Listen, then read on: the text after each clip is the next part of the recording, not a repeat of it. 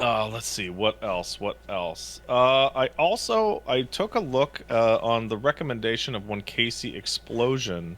I took a look at a game called Stasis Bone Totem. That's a mouthful. It sure is, Wooly.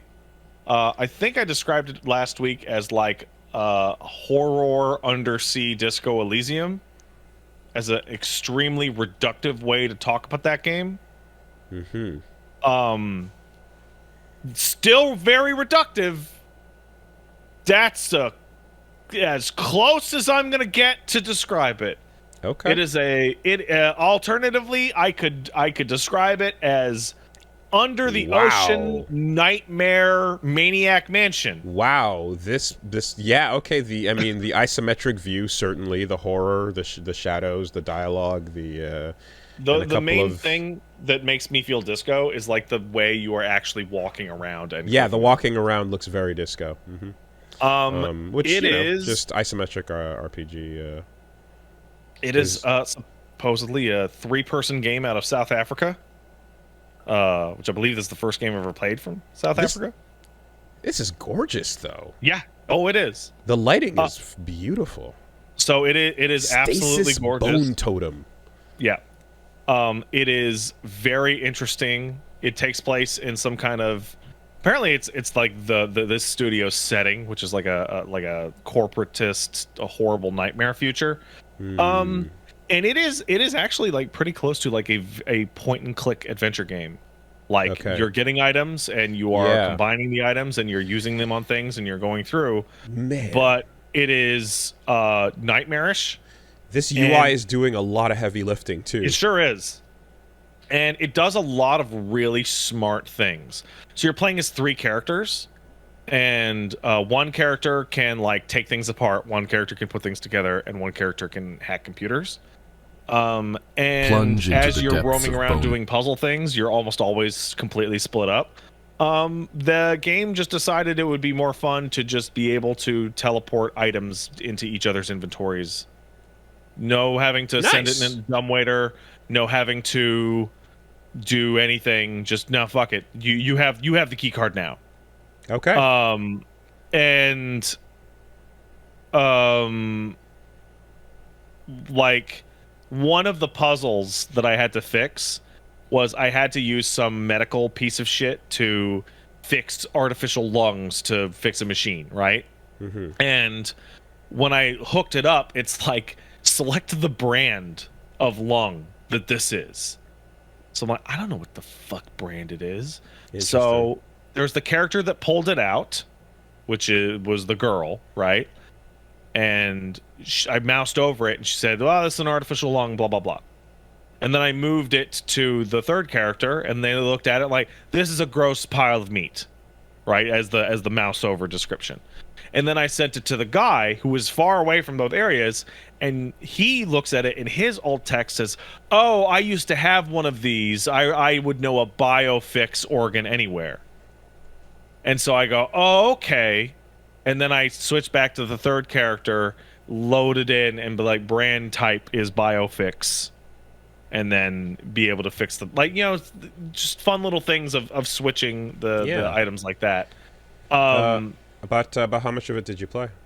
I think I did about half of it in one stream.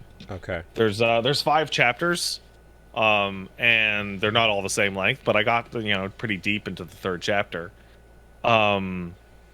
Pretty dope as well. It's The developer is called The Brotherhood. yeah, That's cool. it's super cool. It's just really really fucking cool. Oh, the other You thing know, I wanted to say, I was like well, about oh after you. no, I was just gonna say that like given the length of it as well, like this feels like a nice little if you hit Signalis recently and you Yeah, wanted a little bit more of that feeling as well. I'm getting a Signalis vibe from some of the walking around here. a little bit. So if you look at like the trailer footage, you can see that there's like an interface where there's like blue lines coming off the character, Yeah. and there's lots of green dots everywhere. Yeah. So the game solves one of the biggest like point and click problems ever, which All is points of interest. you right click, and when you right click, a pulse goes out, and every green dot is, if you mouse over it, text will show up describing it. Dear God, Right? man. And Oh, wow. all blue dots are things you can walk up to and interact with. But you could just And observe from a distance or go interact. right. So the Fuck green yeah. ones, just mouse over and you'll read the little text and it'll say, "Oh, this is a gross monster corpse, blah blah blah." But the blue dots, you go, "Okay," and then you double click on it and your character will run over and they'll interact with it and you go, "Okay." So when you're going Yeah. through, you right click and you go, "Okay, there's only three blue dots in this room." Wow, wow, wow, wow, wow. I love when somebody has played a genre and knows how to solve quality of life things that I didn't know I wanted.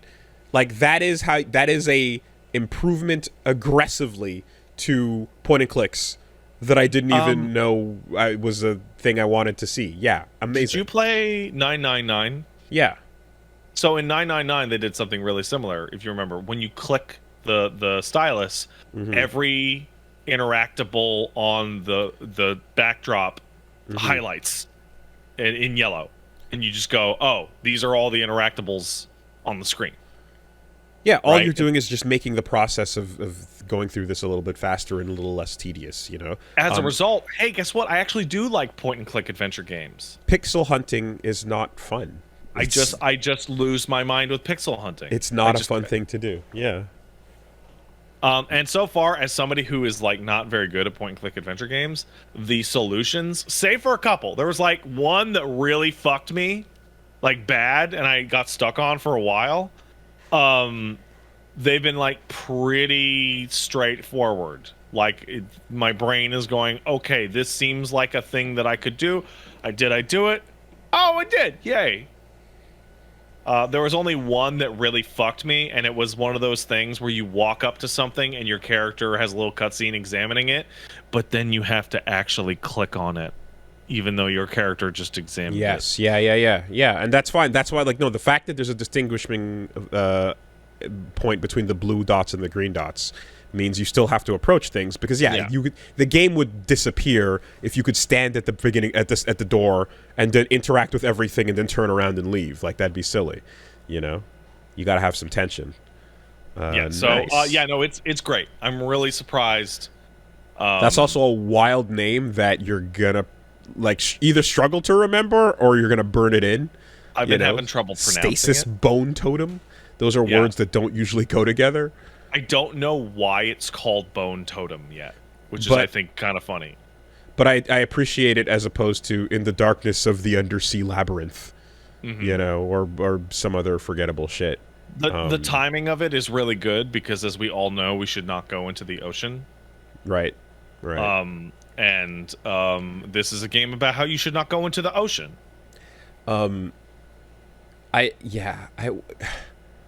What was it the other day during the Nintendo Direct? Maybe.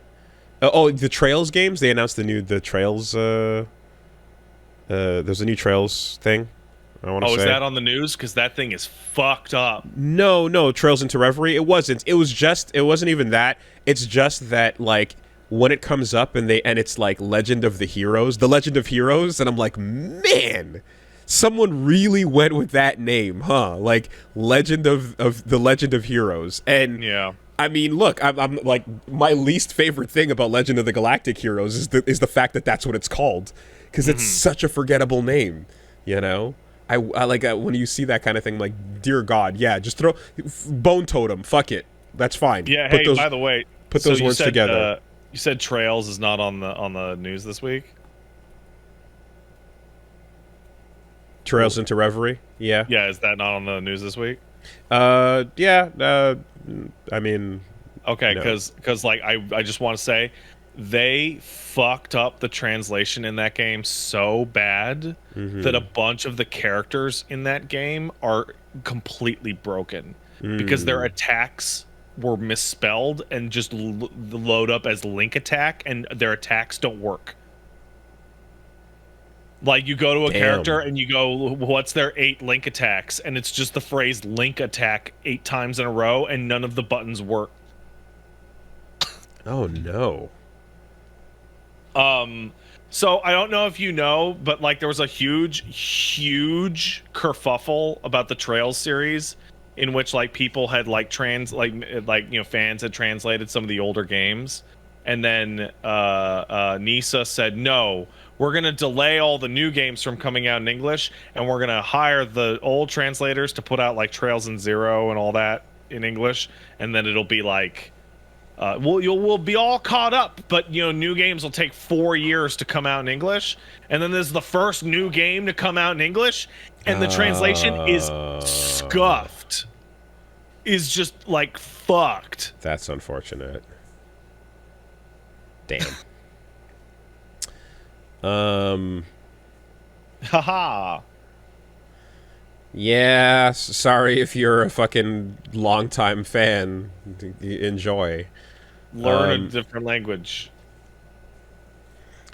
I always feel like you like shit like that when it's old enough. Is certainly there's always just like there's always a fan translation out there that's either better or too edgy.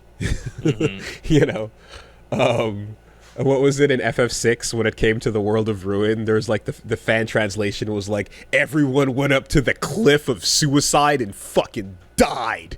I don't remember that. Or it was some shit like that. Or it's just like, all right, we get it. The suicide cliff. It was so the ruin. Oh, sorry, I have a correction in here. From Dante Namikaze says they didn't even hire them. They bought the Fran translation that was already done, and it still took them forever to release the game when the work had already all been done. Okay. So that's fun.